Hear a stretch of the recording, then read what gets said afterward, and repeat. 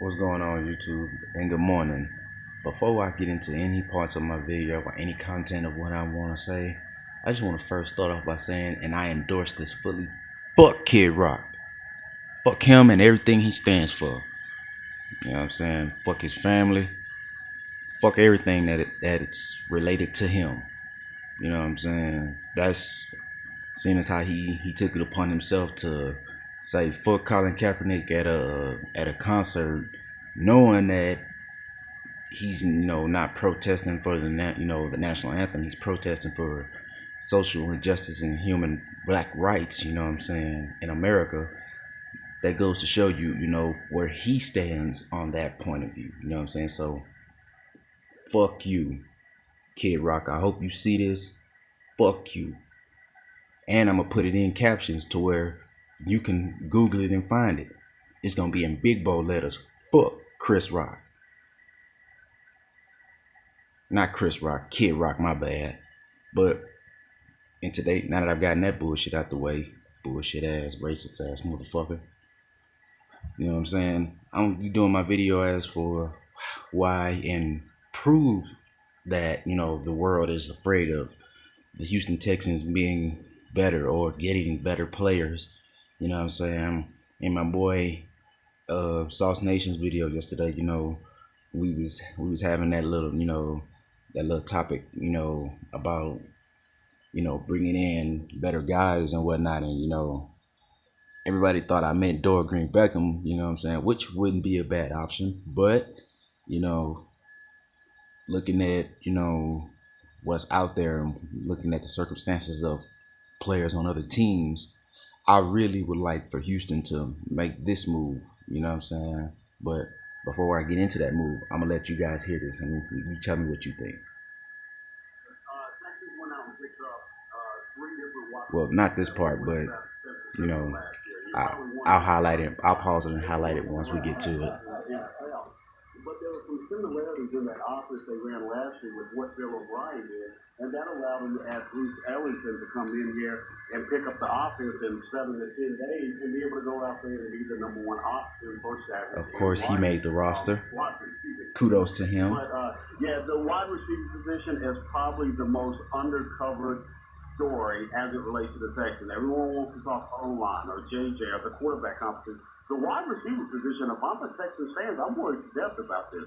Will Fuller's going to be out half the season. Jalen Strong struggles to separate. True. Bruce Ellington, outside of DeAndre Hopkins, Bruce Ellington is the best receiver that's healthy right now.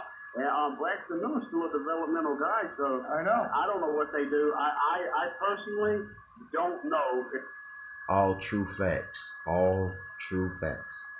Although I will say, with better quarterback play, I do believe that Strong could be more effective. You know what I'm saying? I believe that personally, I believe they're using him wrong. Jalen Strong, he's not, he's not Bruce Ellington. He's not Will Fuller. He's not gonna, just be able to separate from a lot of guys. And, in the NFL, you just gotta be willing to accept that. You can't force somebody to try to, do something that, they're really not good at. You know what I'm saying? The NFL is based on playing to your strengths and trying to disguise your weaknesses. And in my opinion, they're just trying to hope for the best, and say, you're gonna do this strong, you're gonna do that strong, and in my opinion, he could be that second receiver, that has, hop like ability, that can high point the ball, that can, make spectacular catches and all that good shit. But back to the video though.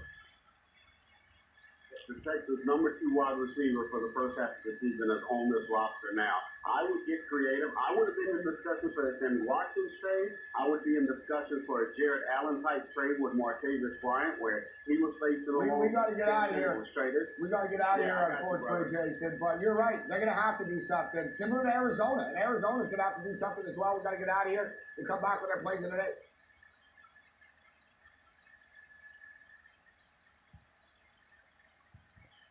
Now y'all heard it for yourself, but just in case y'all didn't, let me play it for y'all one more time.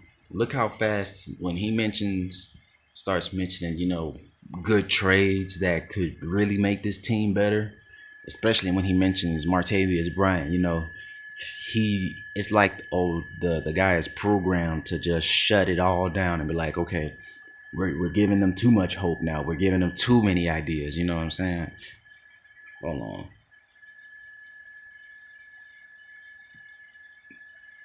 Struggle to separate.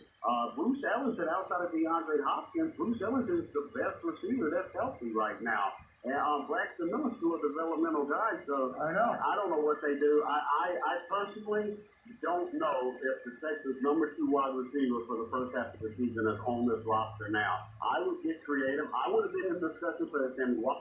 Keyword: the number 2 receiver may not be on the roster. So, I mean, and I proposed this trade on my boy Sauce Nation's video last night, looking at what we need and what Pittsburgh needs. They could use some linebackers, and we trying to get rid of one. So, Cushion and 2 third-round picks should get Martavius Bryant to Houston. That's another big name. Well, not a big name, but that's another Clemson name and another dangerous wide receiver to add to the flavor of what we have here already. Now, why does this move make sense? Easy. It helps Savage out right now. And again, this is all a plan, folks. This is all a calculated plan. I've done the homework for the Houston Texans already. I've done it. And I know that if Rick Smith just showed a little balls, just like how he did in the draft, he'll come out looking like the smarter man on this one. For one, like I said, you're gonna be getting rid of a big contract. Well, not necessarily a big contract, but it's a good amount of money. You know what I'm saying, with Cushion's contract. And on top of that, like I said, you're getting weapons for this offense. And with Savage being on his last year, if you're looking to trade him next year, guess what? You want him to have the best year possible so that teams will be lining up to give you something of value, a first or maybe a second round pick for him. Guess what?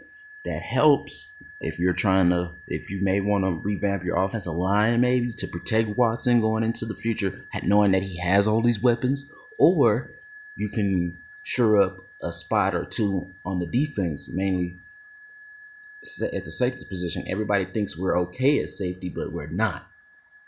And if we're going to go with a safety in the first round, it needs to be Derwin James. Plain and simple. As far as making moves outside of the wide receiver position, like I said, I've never been a fan of Ryan Griffin. You know what I'm saying? I personally believe that Bucky Hodges on the Minnesota Vikings, he provides way more upside than Ryan Griffin. He's 6'7", 255, ran a 4.57 at the combine. Easily one of the fastest tight ends in the league as a rookie. Mind you, if Houston busts that trade for him, he'll be on a rookie contract.